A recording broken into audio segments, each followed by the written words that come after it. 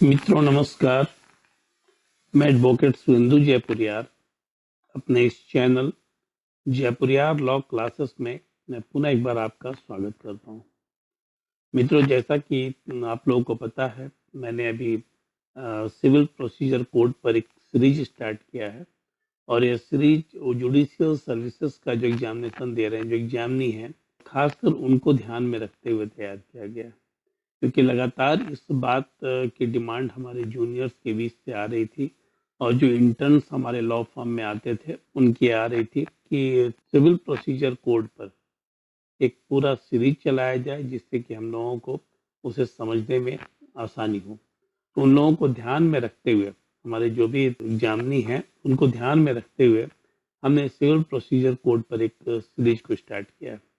पिछले जो वीडियो में मैंने आप लोगों को बतलाया था कि किस सेक्शंस के साथ किस ऑर्डर को पढ़ना है, ठीक है ना। और यह मैं उम्मीद करता हूँ ये आप लोगों को अच्छा लगा होगा और आप लोग इसको समझ गए होंगे और आप लोगों को आसानी भी हुई होगी।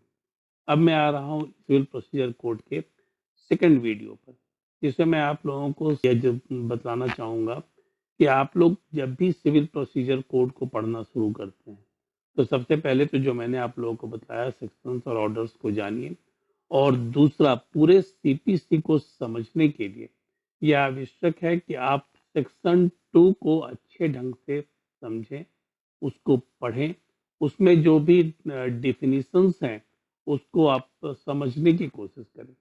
क्योंकि आपको पूरे सीपीसी में, और सिर्फ सीपीसी में ही नहीं, आप जब प्रैक्टिस में भी आएंगे तो हर जगह पर आपको इन सारे टर्म्स से, ठीक है ना, जो डिफिनीशंस है उनसे आपका पाला पड़ेगा, आपका साबका पड़ेगा। और ऐसी स्थिति में आप यदि उसको नहीं समझे रहेंगे तो आपको परेशानी होगी। पूरे जितने भी टर्म्स हैं उस टर्म्स को आपको अच्छे से समझना है। बहुत सारे टर्म्स तो बहुत आसान है, जो डे टू डे लाइफ में यूज भी होते हैं, उसकी चर्चा मैं नहीं करूंगा।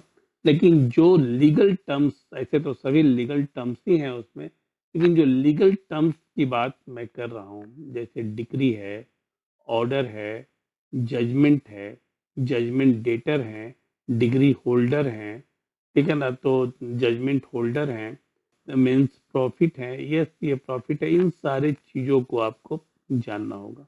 क्योंकि पूरे सीपीसी के क्रम में यह टर्म बार बार आपके पास आएगा और आपको ऐसी स्थिति में बार बार पलट कर डिफिनेशन को देखना होगा। तो इन सारी चीजों को एक बार बहुत अच्छे से आप समझ लें तो आपके लिए सीपीसी आसान हो जाएगा।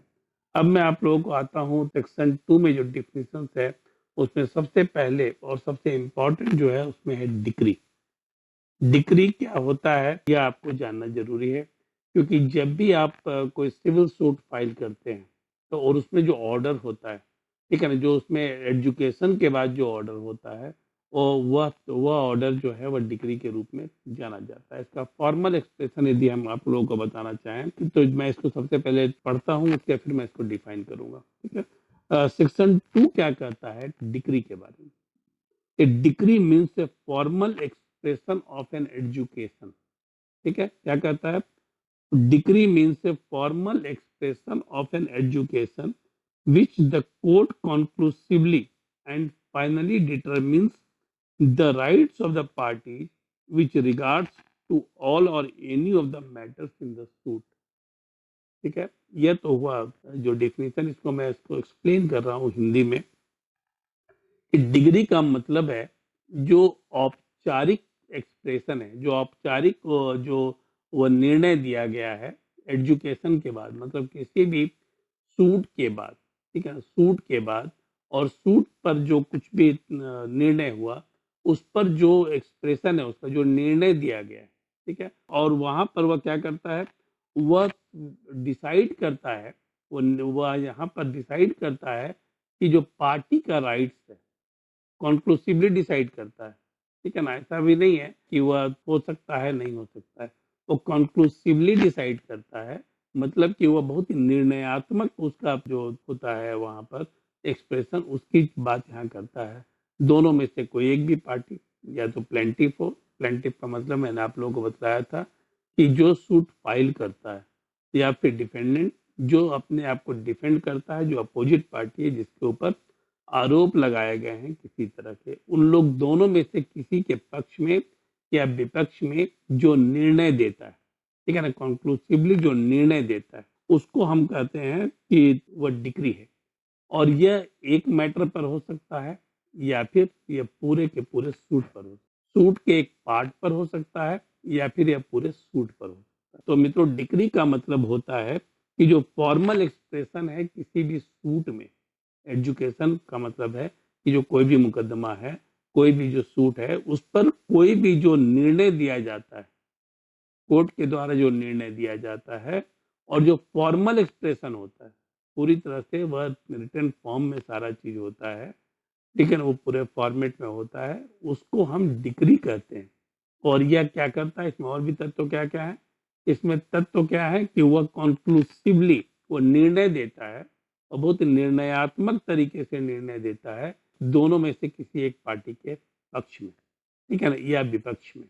तो पक्ष की बात नहीं कर रहा, पक्ष में या विपक्ष में, ठीक है, वो अपना निर्णय देता है। और वह सूट में बहुत सारे जो इशू हैं, उसमें से किसी एक इशू पर भी यह निर्णय आ सकता है, ठीक है ना, और पूरे सूट पर भी निर्णय आ सकता है। इसको कि मैं आगे और भी समझाने की कोशिश करूंगा।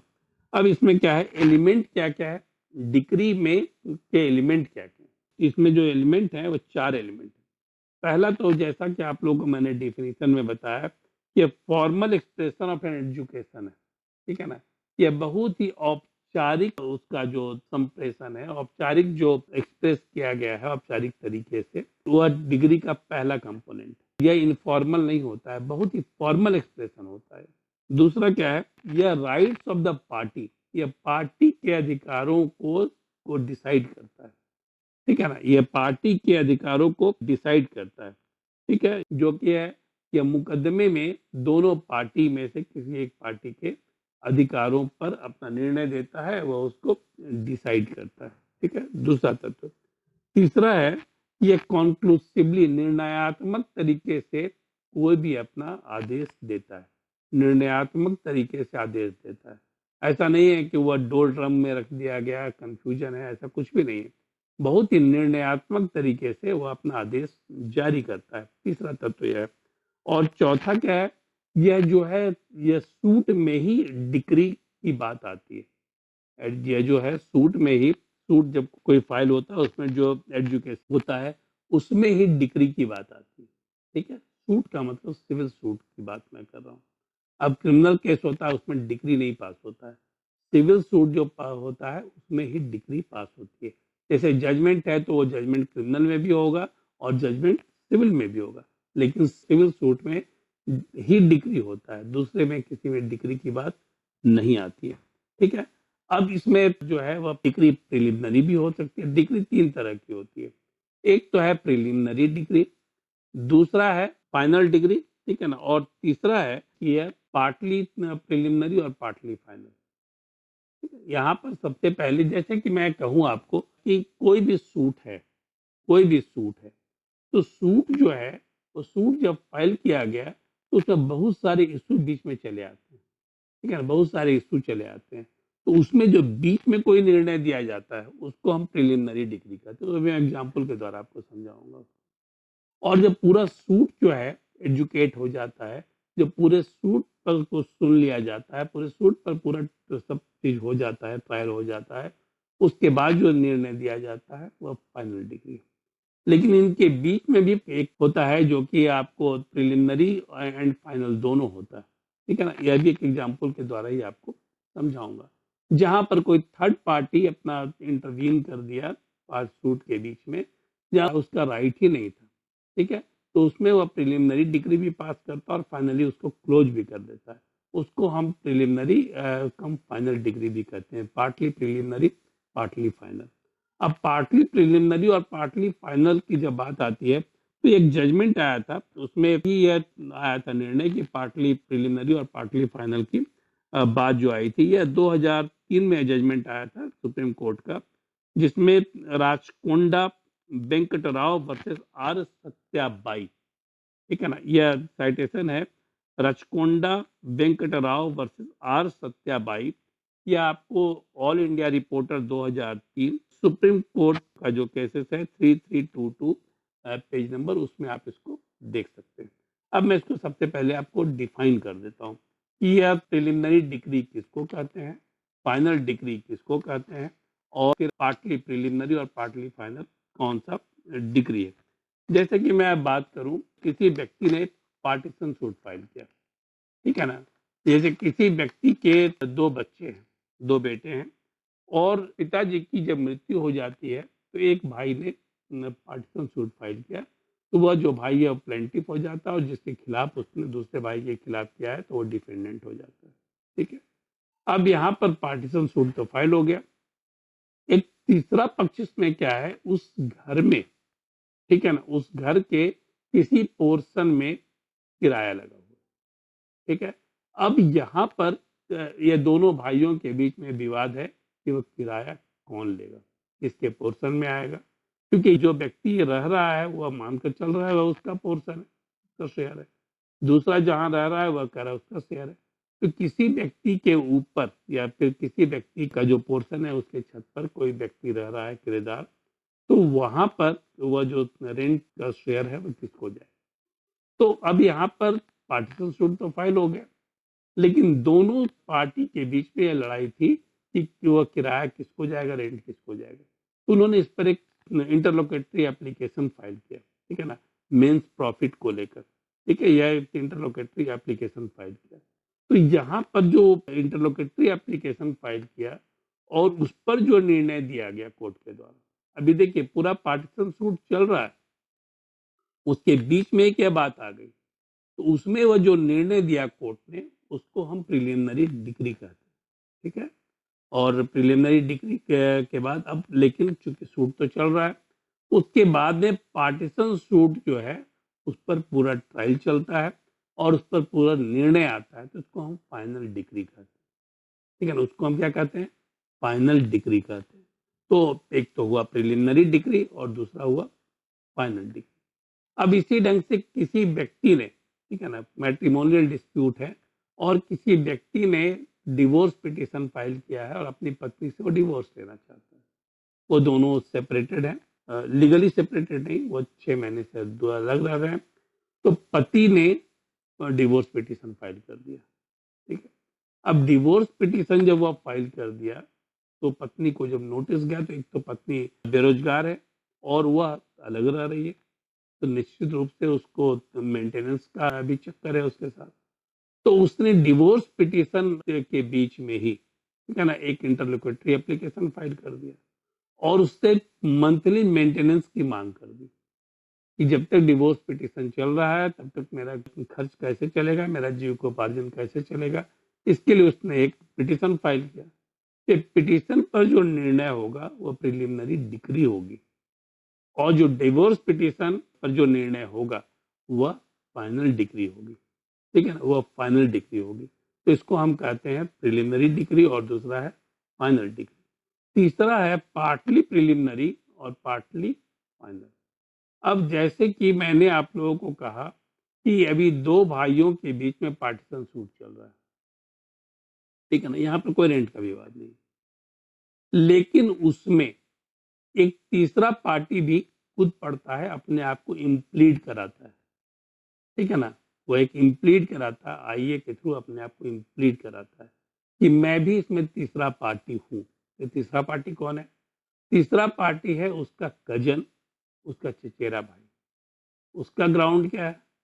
उसका ग्राउंड यह है कि जब मेरे चाचा ने यह मकान खरीदा, जो एग्जिस्टिंग मकान है, स्टेट प्रॉपर्टी है, जब मकान खरीदा, जब उसने उन्हें परचेज किया, तब मेरे पापा ने उसमें पैसा लगाया था। अब देखिए बहुत ही इनफॉर्मल तरीके बात है यह, वो सिर्फ क्लेम कर रहा है और उसको पता है कि इसमें क्या निर्णय आना है, हम सभी को पता है इसमें क्या निर्णय आना है, क्योंकि कोई कोई फॉर्मल कोई चीज नहीं है, कोई कोई प्रूफ नहीं है, लेकिन उसने सिर्फ यह डाला कि जब खरीदा गया था, जब परचेज किया गया था यह लैंड, तो मेरे पिताजी ने, ठीक है ना, मेरे चाचा को पैसा दिया। उसमें वह कुछ सबूत दिखा देगा, कुछ रिसीट दिखा देगा, जो कैश रिसीट है वह दिखा देगा, या फिर कोई बैंक ट्रांसफर दिखा देगा। ठीक है, अब यहाँ पर क्या है, कोर्ट पहले यहाँ पर क्या निर्णय लेगी, या निर्णय लेगी कि वह उसका उसमें शेयर बनता है या नहीं बनता है। लेकिन सबसे पहले उसको इम्प्लीट कराना है कि नहीं, यह निर्णय लेगी। इम्प्लीट कराना है कि यह निर्णय लेगी वो, ठीक है, कि वह उसका इंटाइटलमेंट इसमें है कि नहीं। तो उसमें जो इंटाइटलमेंट की बात आती है, उसमें वो शेयर का भी डिमांड कर रहा है, शेयर कितना शेयर इसमें मेरा है, ठीक है। तो वहां पर जो निर्णय दिया जाएगा, पहला तो शेयर की बात जब आएगी, तो चूंकि बोनाफाइडी वह है नहीं, तो दोनों भाइयों का शेयर इसमें है, तो उसको स्पष्ट कर दिया जाए कि इसमें आपका शेयर बनता नहीं, क्योंकि आपके पिता ने इसको परचेज नहीं किया है। दूसरा वह जो बात आएगी, लेकिन अभी यह जो सूट चल रहा है, जो अपने आप इम्प्लीट किया है, तो उसमें सूट चल रहा है, वह थर्ड पार्टी है वह, तो उसमें बाद में निर्णय आएगा। क्योंकि कोई भी एविडेंस इसमें कंक्लूसिव नहीं है, इसमें कोई भी एविडेंस ऐसा नहीं है जो बतलाता है कि आपके पिताजी के पैसे से अब मकान को परचेज किया गया है या प्रॉपर्टी को परचेज किया गया है। तो उसका जो दावा है उसको पूरी तरह से खारिज कर दिया जाएगा। तो सबसे पहले वो जो शेयर का डिमांड कर रहा था, उसको खारिज कर दिया गया। यह तो था प्रिलिमिनरी, पार्टली प्रिलिमिनरी। और जब उसके दावे को पूरी तरह से खारिज कर दिया गया कि इस मकान पर उसका कोई दावा बनता नहीं है, तो यह है पार्टली फाइनल। लेकिन अभी भी सूट चल रहा है, अभी सूट चल रहा है, इसलिए यहाँ पर क्या है, पार्टली प्रिलिमिनरी और पार्टली फाइनल। तो यह तो हुआ डिक्री, ठीक है ना। अब डिक्री हुआ, अब डिक्री जो है, डिक्री और जजमेंट में लोग कंफ्यूज करते हैं कि डिक्री और जजमेंट क्या होता है। अब जजमेंट क्या है, यह देखिए कि जब कोर्ट कोई भी निर्णय कोर्ट में सुनाता है, ओरली सुनाता है या फिर लिखा भी देता है, तब उसको हम जजमेंट कहते हैं। वो तुरंत सुनवाई के तुरंत बाद जब खत्म होता है सारा चीज, जो डेट होता है तो सुनवाई का, जो फैसले का, उसमें वह सुना दिया जाता है, ठीक है, वो जजमेंट है। ये फॉर्मल एक्सप्रेशन नहीं है, यह फॉर्मल एक्सप्रेशन नहीं है। अब उसके बाद जो ऑनरेबल जज साहब हमारे हैं, वह उस पर अपना फॉर्मल एक्सप्रेशन, मतलब वो लिखित रूप में साइटेशन के साथ, सारे एविडेंस के साथ, सारे फैक्ट के साथ जो वह निर्णय देते हैं, वह निर्णय को डिक्री कहते हैं। डिक्री के आधार पर ही एग्जीक्यूशन हो सकता है, जजमेंट के आधार पर एग्जीक्यूशन नहीं हो सकता है। जजमेंट के आधार पर हम अपील में नहीं जा सकते हैं। डिक्री जब पास होती है तो वो हम अपील में जा सकते हैं, ठीक है ना। डिक्री जब पास होती है तब हम वहाँ अपील में जा सकते हैं, वही अपेलेबल है, होता है। जजमेंट अपेलेबल नहीं होता है। तो अभी तो जो है कंफ्यूजन है कि जजमेंट और डिक्री क्या होता है, वो आप लोगों को क्लियर हो गया होगा। अब आता है कि ऑर्डर क्या होता है, ठीक है ना। यहाँ भी थोड़ा सा कंफ्यूजन लोगों को होता है कि ऑर्डर क्या होता है। ऑर्डर, जैसे कि मैंने आप लोगों को पहले बताया कि सेक्शन 2 के सब सेक्शन 2 में डिक्री की बात कही गई है, उसी ढंग से सेक्शन 2 के सब सेक्शन 14 में ऑर्डर की बात कही गई, ठीक है ना, ऑर्डर की बात कही गई। अब यहाँ मैं आपको क्लियर कर दूं, जो आदेश है कोर्ट का और जो डिक्री नहीं है, वो ऑर्डर है, ठीक है ना, ऑर्डर है वो। अब ऑर्डर क्या होता है, order means a formal expression, जो सीपीसी कहता है, formal expression of any decision of a civil court which is not a decree. मतलब सिविल कोर्ट के द्वारा कोई भी जो निर्णय दिया गया, कोई भी जो निर्णय दिया गया जो डिक्री नहीं है, उसको हम ऑर्डर कहते हैं, ठीक है ना, ऑर्डर कहते हैं। यह भी फॉर्मल एक्सप्रेशन ही है। जैसे मान लीजिए कि किसी व्यक्ति ने बेल पिटीशन को डाला, तो बेल पिटीशन डाला, केस तो चल रहा है, लेकिन बेल पर ऑर्डर हो गया, ये फॉर्मल ऑर्डर है, और वह उसको एग्जीक्यूट भी किया जाता है, उसके आधार पर उसकी रिहाई भी होती है। तो यह जो फॉर्मल एक्सप्रेशन है, लेकिन वह डिक्री नहीं है, इसको हम ऑर्डर कहते हैं। दूसरा है कि यदि मान लीजिए आपने सूट को फाइल किया, और सूट फाइल करने के बाद उसमें कोर्ट फी आपने नहीं जमा किया, तो कोर्ट यह आदेश करेगा कि आप इतना कोर्ट फी जमा करिए, यह ऑर्डर है, इट्स नॉट डिक्री, ठीक है ना। ये ऑर्डर है, नॉट डिक्री, ये अपेलेबल नहीं होता है, ठीक है। फिर अब है कि अब मान लीजिए एफिडेविट आपने नहीं फाइल किया है, कोर्ट आदेश करेगा कि आप एफिडेविट फाइल करिए, रिजॉइंडर फाइल करने का आपको आदेश जारी करेगा, तो यह फॉर्मल ऑर्डर है, यह फॉर्मल ऑर्डर है, ये डिक्री नहीं है। इसी ढंग से इंटरलोकेटरी एप्लीकेशन, जब जैसे सपोज करिए कि कोई भी आदेश आता है, जैसे बेल की बात मैंने कही, तो वो इंटरलोकेटरी एप्लीकेशन के द्वारा ही आता है। तो वैसे किसी भी चीज में, ठीक है ना, जो आदेश आता है जो कि डिक्री नहीं है, वो एग्जीक्यूटेबल नहीं है, जहाँ पर उसको एग्जीक्यूट नहीं कराया जा सकता है, अपील में नहीं जाया जा सकता है, उसको हम ऑर्डर कहते हैं। ठीक है ना? तो यहाँ पर क्लियर हो जाना चाहिए कि जो डिक्री नहीं है वह ऑर्डर है। डिक्री अपेलेबल है, ऑर्डर अपेलेबल नहीं है। कुछ केस में अपेलेबल है, लेकिन अधिकांश केस में वो अपेलेबल नहीं है। तो मित्रों, मैं उम्मीद करता हूं कि आपको डिक्री पर जो मैंने आपको डेफिनेशन दिया है वो आपको क्लियर हो चुका होगा। इसके बाद भी आप लोगों को कहीं यदि कंफ्यूजन है तो आप चैट बॉक्स में जाकर अपना मैसेज को छोड़ सकते हैं। मैं देखूंगा कि वहां पर आप लोगों को जहाँ कंफ्यूजन है कैसे उसको और भी क्लियर किया जाए। तो मित्रों, यदि आप लोगों को ये वीडियो पसंद आया और ये सीरीज आप लोगों को पसंद आ रही है तो आप लोग इसको शेयर करना ना भूलें और साथ ही साथ को सब्सक्राइब करना भी ना भूलें और बेल आइकॉन को पुश कर दें, जिससे कि लेटेस्ट नोटिफिकेशन आप लोगों को मिलता रहे। मैं आप लोगों को पहले ही कह चुका हूं कि मेरा पर्पस आप लोगों को अवेयर करना है, आप लोगों को पूरी तरह से जागरूक करना है, आप लोगों को लीगल नॉलेज से पूरी तरह से लैस करना है, जिससे कि आप कहीं पर भी खड़ा होते हैं तो आप अपने आप को बहुत मजबूत महसूस कर सके। यदि आपको लीगल नॉलेज होगा तो कोई भी आदमी आपको बेवकूफ नहीं बना सकता। आप वकील हो, वकील ना हो, सभी लोगों को कानून की जानकारी होनी चाहिए। ठीक है? तो मित्रों, यहीं तक आज मैं यहाँ पर इस वीडियो को खत्म करता हूँ। उम्मीद करता हूँ कि आपको पसंद आया होगा। धन्यवाद।